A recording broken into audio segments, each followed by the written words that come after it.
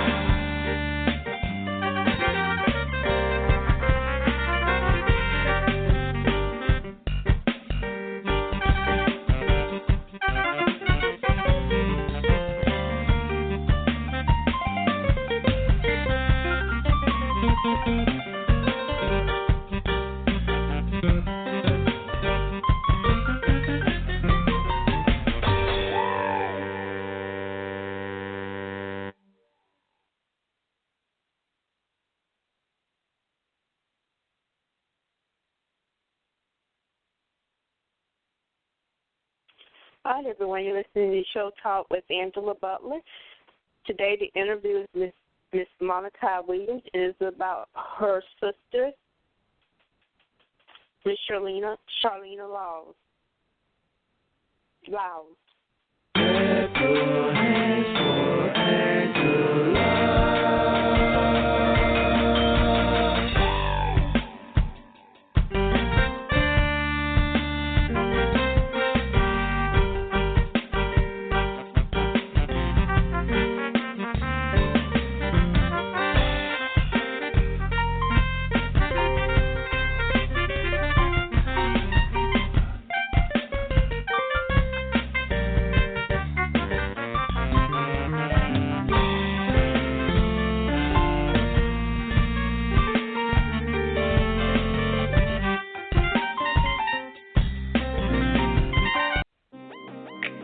Nobody ever told you. I just want to let you know that you're beautiful. Never met a girl quite like you. Yeah. Listen. You look so good to me, girl. I just want you in my world. You so beautiful. That's why you touch my soul. Your sexy smile and your pretty eyes make a man wanna go wild. I love your style, girl, you turn me out. I can't help but looking at your sexy lips, sexy hips. Girl, you turn me on. That's why I wrote this song. I want you to come to my home, girl. Just me and you alone, girl. You're so beautiful to me. Yes, you are. Oh, yes you are. You're beautiful to me. You're so beautiful. Oh yeah, baby girl. Yeah, you're so beautiful. Yes you are. You're beautiful to me. Yeah. When you step into the room, you know I got my eyes on you. You make me feel some type of way when you're laying down in your sexy lingerie. Never been with a woman like you. Couldn't leave if I wanted to, 'cause I would never find another. You're my one and only love. Searched all over, couldn't find a girl like you. Got me thinking God every day. So glad you sent you my way. You get all I need and more. So much to adore. I wanna let you know that you're so beautiful. You are. Girl, can you see? Baby, you're beautiful. Yes, you are. You're beautiful to me.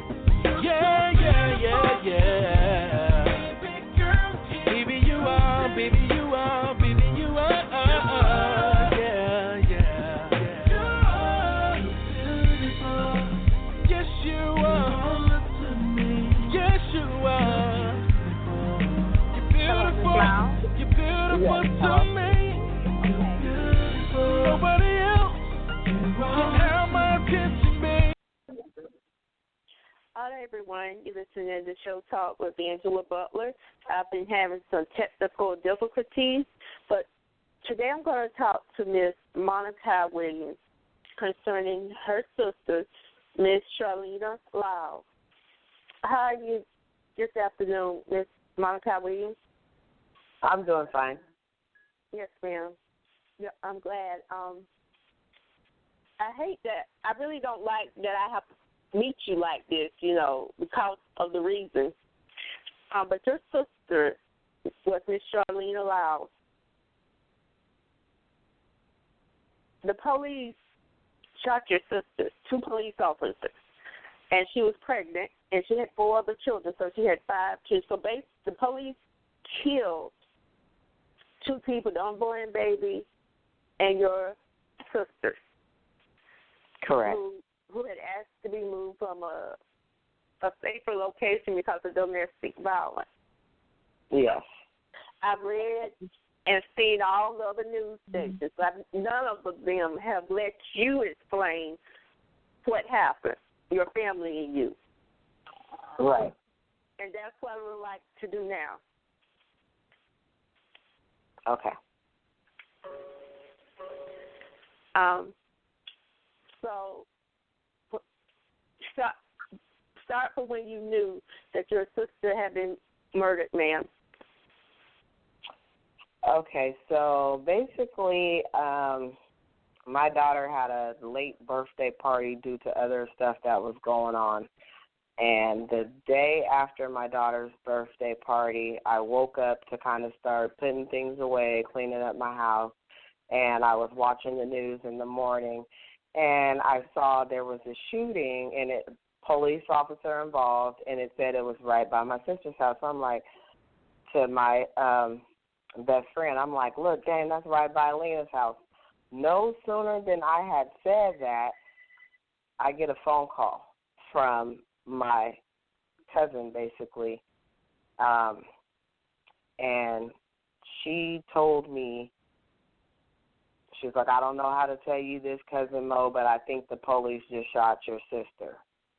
So I immediately started running around my house, grabbing kids, getting them together, because me and my best friend, we had a lot of kids at the house that had stayed after the birthday party. Gathered up the kids, put them in my van, and I immediately rushed to my sister's apartment. As soon as I got there, I seen the news cameras before you can get actually down where her apartment is. So I pulled the car up to the news cameras, and everybody saw my rant. And so basically from there, I was walking down to go find out what exactly had happened. I was actually stopped by an officer who told me that they had a male suspect, a black male suspect in custody that they had running through the woods. And this is like right after I'm passing a SWAT truck that's parked on the side of the driveway.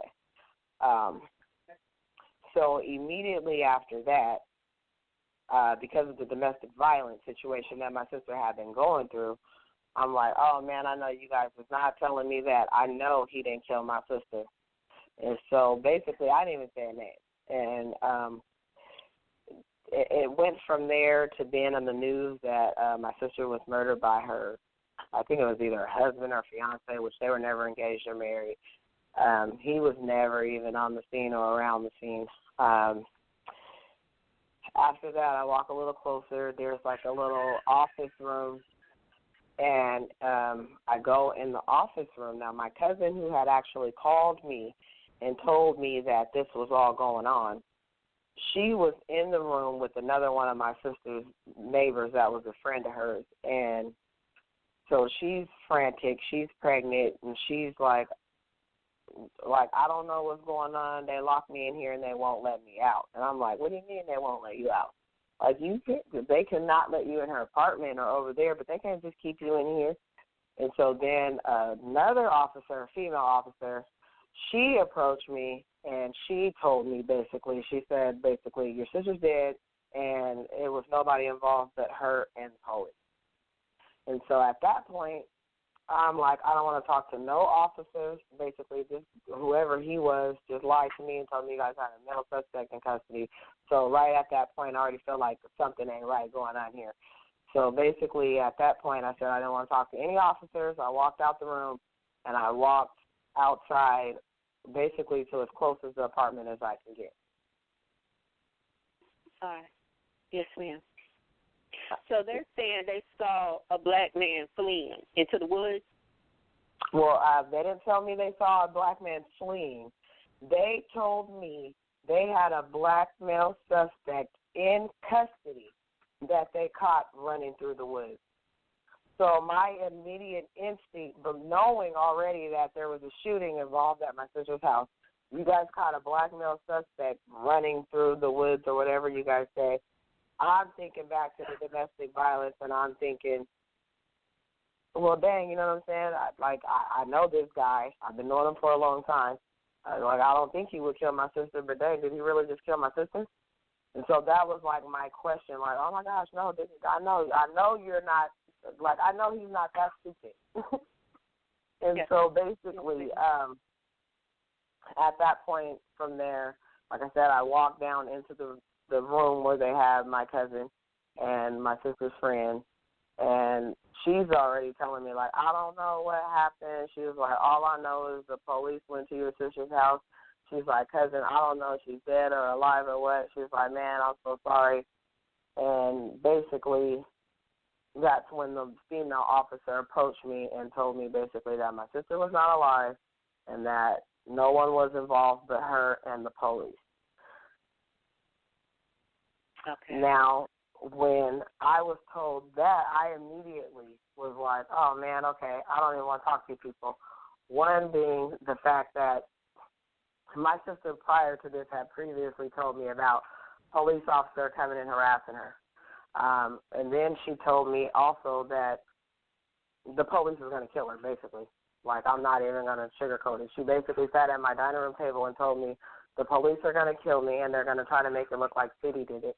And I'm like, well, how could they do that? I'm like, Lena, that don't even sound right. I'm like, first of all, we're not stupid to believe, like, okay, the police can't just kill you and blame it on City, like, we're not stupid.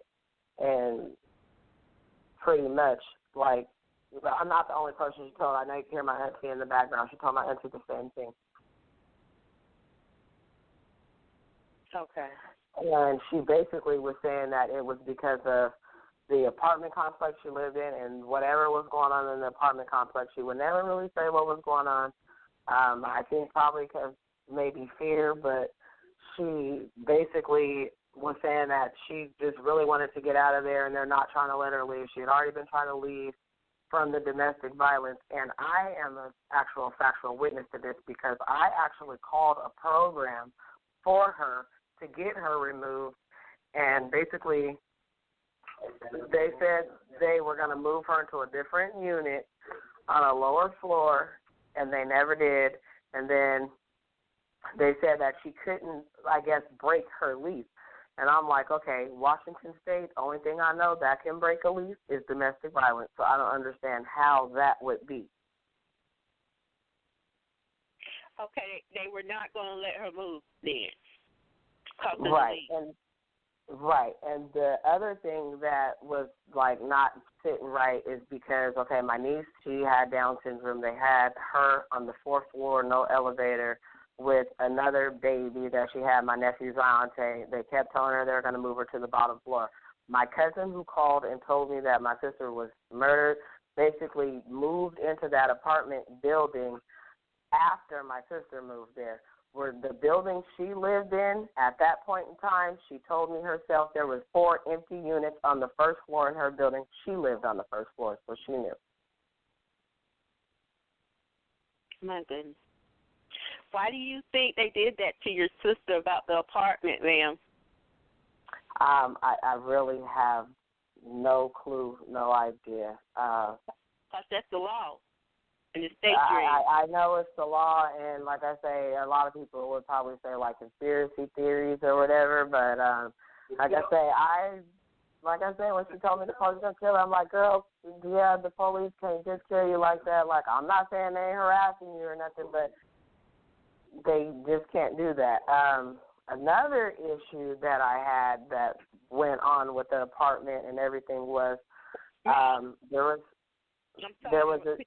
Could you tell the city and state to go? I already know the city and state, but could you tell the people who will be listening to you, ma'am? Yes, we're in Seattle, Washington. Yeah, my sister, she actually lived in North Seattle in Sandpoint area in the Burt Gilman Place apartment. Okay. Go back to talking, please, ma'am. I'm sorry this has happened. Okay, yes, no problem. So basically, oh, man, there's so much. There's so much. With the whole police thing and all that, you know. You must have been very traumatized and heartbroken. Your family and you. Basically, when I had to come to that scene, all I can keep hearing in my voice is my sister sitting at that dining room table telling me, they're going to kill me.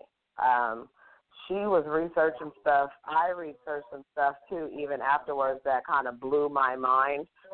They have a thing called gang stalking in North Seattle, and it has nothing to do with gang members.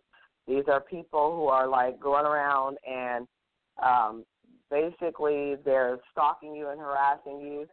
My sister told me that she was approached by some kids one time that didn't even go to her kids' school, didn't live in her apartment, didn't know her kids, and they were, like, taunting her and laughing at her, saying, ha, ha, ha, do you know where Jazzy and Quan are at, and running away. And I'm like, wait, what? And when I researched this, there's many stories online with other people talking about the same incident and that sort. There has been people who have entered my sister's apartment previous to this burglary call that she called for. I am an actual witness to this because there was white paint that was spilt on her floor as soon as you walk in the front door with footprints. And so when she was like, somebody's been in my house again, and she's telling me, she was like, they still paint this time. And I'm like, how could somebody keep getting in your house like this? Is crazy. She basically told me that the apartment complex told her somebody had stole the master key to the apartments in her building. Changed the locks, hello. Yes, ma'am. Every time she would have somebody come or make a complaint saying that somebody came in her house and she would talk to the management, they would always say that, well, there's nothing on the cameras because we erase the cameras every 2 days. Was your sister, Miss Charlena Lyles, did she have a mental illness? Her mental illness did not start until she had suffered from mental illness before and tried to get help back in the past. When we lived in Federal Way, she actually tried to go get mental health treatment because I was getting treatment at the time, and I was telling her, hey, look, we got to deal with this. This ain't something we can just sweep under the rug. She tried to get help. Whoever she saw, they basically just, threw her under the rug, told her she was an alcoholic and all kind of crazy stuff, and, there's nothing mentally wrong with you. You're just an alcoholic is what she was told pretty much. So after that, she, had no trust in the mental health system. She kind of dealt with things on her own, but she had became very happy with her life and things. She had graduated from the Welfare to Work program. She was put in the Federal Way Mirror newspaper for getting a job at the Poverty Bay coffee shop in Federal Way. But after she got that job, I remember she had a Christmas party, Christmas bonus. She was so excited, so happy. The Federal Way Police Department came to her job and got her fired because they knew her face. And so basically they told her boss that they were scared that she would food or something, and basically she was let go from her job. She still didn't let go. She still was happy with her and her kids and her family. She still kind of went on with things, and then when she moved. Those police knew your sister? Yeah, well, yes, they knew my sister from the police came to my aunt's house to arrest somebody for a warrant. When they came to my aunt's house, they were basically being very rude. The person that they were trying to get for the warrant was already outside of handcuffs. They were trying to pull everybody out the house and snatch them out. And my sister had just left from work to come to my aunt's house because it was, not far from her job. And so she's like, I just got off work, I'm not coming outside. And so then she's very little. And so, they're grabbing on her, pulling her out. And so she did say, F you, don't touch me, get your hands off me. And so the same officers a few days later, because the Federal Police Department is not far from where she worked, they came into the coffee shop she worked, they saw her, and then they told her boss that, and she was fired. Just 100 pounds. Yes, she's been little her whole life. Yes, ma'am. It's hard to believe that police was, the way she was killed. To me, it's very unacceptable for law enforcement. You are trained to take people down. I see it all the time where people are way bigger than my sister, coming with way more force, anger, deadly weapons, and they are taken into custody with nothing wrong with them. Same day, the white guy downtown with a knife, and, he went to jail. Yeah, there was another guy who actually had a gun in some state and was shooting at the police and everything. They beanbagged him, but he was a white guy. Big old white guy, too. They didn't kill him, though. They didn't kill him, though, right.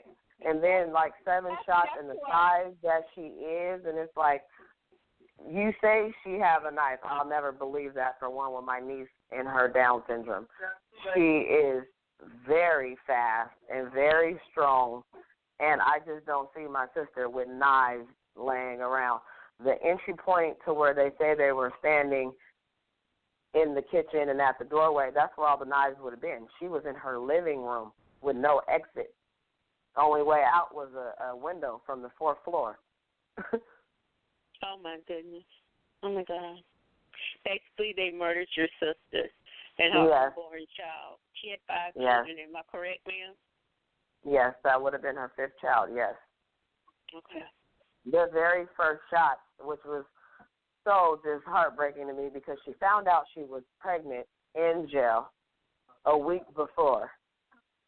And the very next week when they shoot her, the very first shots went through her stomach and out of her pelvis.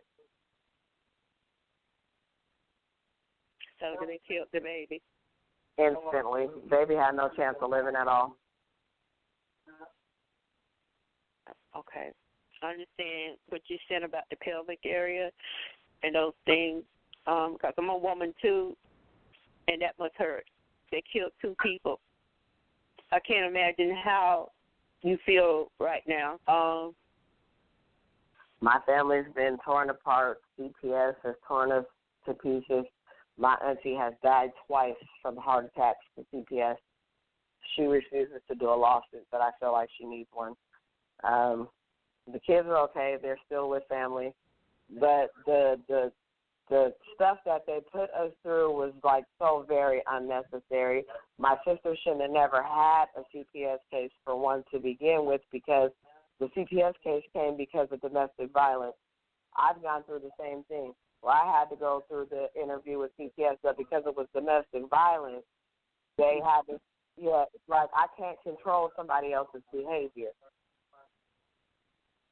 Okay. So that part there was kind of just like, wow, her case was supposed to actually close right after she was murdered. And even with that being said, like, I feel like the CPS people just kind of really put a real strain and a burden on my family stipulations. I had to go through a whole fight basically to even see them by myself, because they were trying to say that I had a CPS case that I do not. Okay. So did they take her children and not place them with family at first? No, the children have been with family from day one. They were trying to basically not keep the 4 kids together. They wanted to not really work with the family and the family plan. Like, we had people that we already had established would be there for my sister during this whole CPS case before she died. And it was like, when she died, it was like we were all just kind of pushed to the side. When my aunt finally did get all 4 of the kids after they were kind of like 2 were with my sister and 2 were with the paternal grandmother, my aunt got all 4 of the kids together with her, but then it was like CPS just wouldn't let up. She did basically everything, and they just like were being so hard on her about child care for my niece because she has autism, and it was a bit much. And then even after the heart attack, my cousin, her daughter, was going to step up and get the kids. And basically, even through a phone conversation, one of the workers basically told my cousin that she was unfit to have the kids. My cousin's never been arrested for anything in her life. She's never had a CPS call investigation or nothing in her life. She's been a paralegal and everything. I couldn't believe it. They didn't even take in consideration that your family and you and Miss Charlene Allows are human beings. They didn't. That doesn't seem to have entered anyone's mind about the children. They've already killed the children's mother. Why would they want her and why would they want the children together instead of separated like that? I mean, that doesn't make any sense. And so they just don't care. I mean, her skin. She's black. I'm black. But I'm telling you, that's horrible. What they did. Yes, the kids have been traumatized because of this, too. The cousins that they are normally with and around and play with, like, they barely even see now because of this and the stipulations that CPS put across. And once they just, I don't know, I just feel like once they figured that they had it in the bag, they just thought they were going to do whatever they wanted, pretty much. And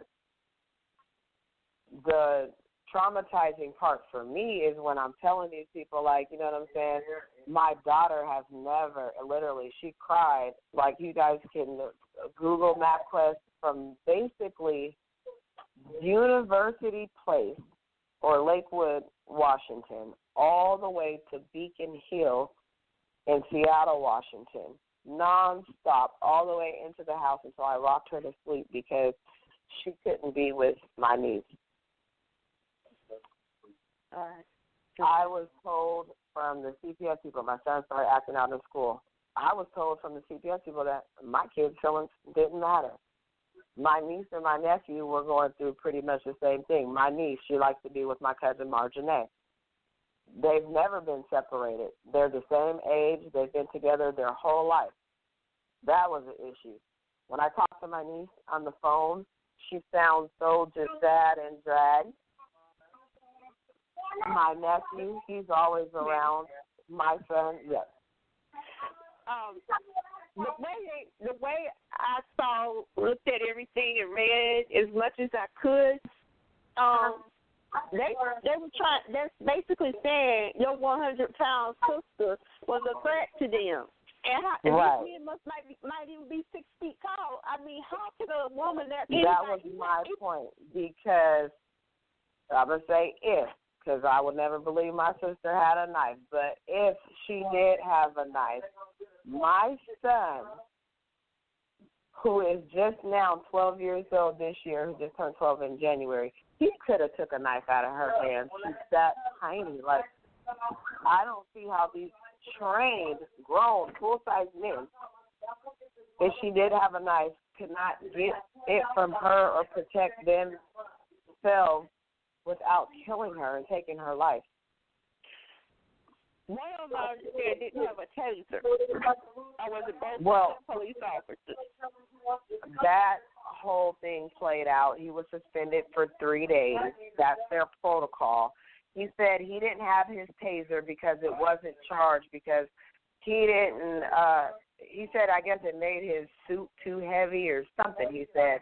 And so it had been sitting in the locker for a few days uncharged. But my whole point even with that, okay, if you don't have the taser, you have a baton. A baton has reach. It's a knife, it's not a gun. She actually has to get to you to stab you. And she's all of 100 pounds, so. Where is she at? And what was the police officer, I believe, lied? Yes, one of the officers was caught in a lie. He said that he couldn't get out the door because the door was shut behind him. But we can clearly see on the news when it first happened that he stepped in the hallway and stepped back in the house. When you walk into her house, as soon as you step in, if you go to the right, it's the kitchen. That's it. And then it's the wall. If you go to the left, it's a hallway, and it's the bedrooms and the bathroom, and then that's it. And right in front of you is the living room, and then that's it. So she's in the living room. As I said, the only way out she had was a window 4 stories up. Even with the officer standing in the kitchen, he was still right at the door. When you step in that unit, the kitchen is right there. So they both could have stepped out the house if it was like so much of a threat. But they changed their story, too, from it being a threat to them to a threat to the kids, that they feared that she was going to harm her kids. So that's why they basically did what they did. And you found out that the location he said he was standing in was a lie. Well, I knew from day one because I've been in her apartment before. So when they were saying that they were in the kitchen and one was like at the doorway, like when you first came in, basically you guys are both at the door because the kitchen is right at the door too. Okay, I understand, ma'am. So the police, so what do they do about the perjury? I know they dismissed it for the police officers. We haven't heard anything about the burglary. We haven't been able to even get into the apartment. So that's been another thing, like I said. And this is the part that really has me, like, really tripped out because I used to live in Auburn, Washington, and not too far from there they had a bunch of methamphetamine labs that were torn down and stuff. So basically, they were trying to say my sister was on drugs, she was on meth. You know, we played all that out. Toxicology reports showed nothing was in her system. They said we couldn't get into the house after. Well, first they said we couldn't get into the house because we had to present paperwork to get into the house, which right there was crap because Seattle Housing Authority, when you sign your lease, they make you put down 2 people's names that can enter your apartment just in case something happens like this. I know I'm on the same Seattle Housing Authority. So I'm like, okay, whatever, forget that. Okay, they want to mess with me because, you know, they know I'm not going to get off their back. I know I'm unheard thing. So I did it the legal way, went and got the actual paperwork stating basically that me, her other sister and brother or her dad or children can enter the home, her immediate family. Me and my lawyer went to the apartment complex to turn that paperwork in. The day we turned that paperwork in, one of the ladies acted like she didn't know what I was talking about, and she said she would have to turn it in. Like, me and my lawyer just kind of looked at each other like, okay, whatever, and just left. Next thing we hear is we can't enter the apartment because the master bedroom, which this is so funny, I just described how you enter the house. The master bedroom, which is way in the very back of the house, is contaminated with meth. And the living room, right when you walk in, is contaminated with meth. How is that? If the living room, right when you walk in, and the very master bedroom, the whole apartment is going to be contaminated. Yes, ma'am. It's not going to just confine itself to two certain rooms. You know what I'm saying? So yes, ma'am, I understand. From that point there, we still have not been able to enter the apartment.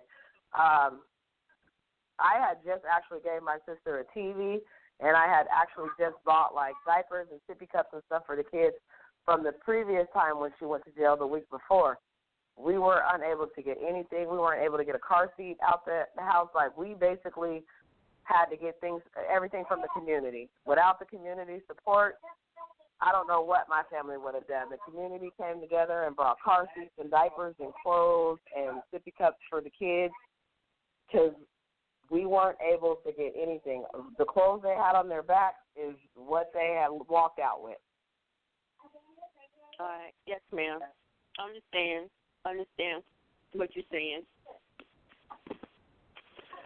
I guess I have two questions that I'm trying to. Why was your sister in jail the week before? Okay, so I got a phone call basically saying that my sister was refusing to go to jail because she was not going to leave her kids with anyone except for me or my other sister. They said that my sister was being frantic with the police and was being very hostile. Once I got there, they said that she had what looked like to be some scissors. I never saw any scissors. No scissors were ever produced. And when I got there, this is the part that throws me for a loop, too. So if she's so frantic and she's telling these officers that ain't nobody going to leave, basically, let's say, that she's going to turn into a werewolf and all this other stuff, that why would you allow me to come all the way from Beacon Hill, where I live, to the north end of Seattle, where she lives, to wait before you even transport her to jail? Like, you guys could have took the kids to CPS, and I could have met the kids at CPS. They kept her there, waited for me to get there. That's how I know she couldn't have been too frantic. They let her get out of the car, talk to me. I remember they said they had footage of her with the knife. The footage they had was of her talking to me. They let her get out of the car. They let her smoke a cigarette. They let her hug me, hug my sister, everything. Even get a couple of phone numbers before she went to jail. Now, I've gone to jail before, and I've never had the opportunity to even get a phone number without even being violent. So I question a lot of things that happened there. When that incident happened, I was telling the officers. She was not a threat. She was not a threat then to them. Basically, right. And so basically I was telling the officers, I said, well, if you feel like this is going on, you know what I'm saying, I'm not going to lie, you know, she's been depressed, she's been trying to get out of this apartment, you know what I'm saying, that's a mental health issue. I said, maybe you guys need to take her to mental health court. She said, no, why would you do that? I don't want to go to mental health court. And I'm like, yes, maybe you really need to. So basically the officer's like, well, I'm not going to do that. We're just going to take her to jail. So she went to jail. She went to court. I went to court with her. The first court hearing, we seen is the judge. I spoke for my sister with her public defender. The judge basically stood up and said that she didn't want my sister to be in the community because she felt like my sister was a threat to her and everybody else in the community. So then my sister had another court date that came up a few days later that was actually in the mental health court, and they released my sister with mental health stipulations, basically to see a counselor. She was never a threat. She never was like, I'm going to kill somebody, I'm going to kill myself. It was never that. All she wanted was help and to be free from domestic violence. She just wanted to live comfortably. A human being. Right. Anybody who was going through that would understand. Another thing I couldn't understand is with them. I'm sorry. What were you going to say? How old was your sister, ma'am? She was 30 years old. She had just turned 30. Yes, ma'am. She had just turned 30 that year. Lord have mercy. The way they treat black people. Yeah, she was just shy of 2 months from her 30th birthday. Well, and what did they do about the police officers? So basically, the police officers were, of course, put on a paid administrative leave. And then the one officer, he got the 3-day suspension for not having the taser. And then basically they were proven under policy and protocol to have followed procedure. So they're basically free back at work.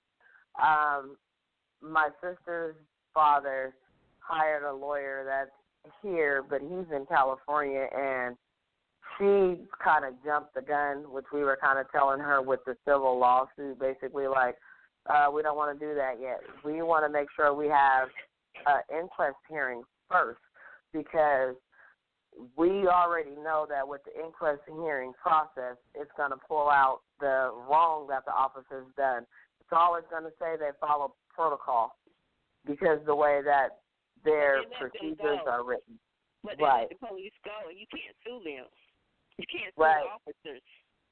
Well, they sat outside my sister's apartment and made fun of her and laughed about her and talked about her having a mental health issue before they even entered her apartment. It's on camera then. So it's on their car camera, their webcam in their car. Oh, yeah, that's the one with all the kids that said she was going to, her and her kids are going to turn into werewolves on us. So evidently you knew something was going on there. I'm sorry.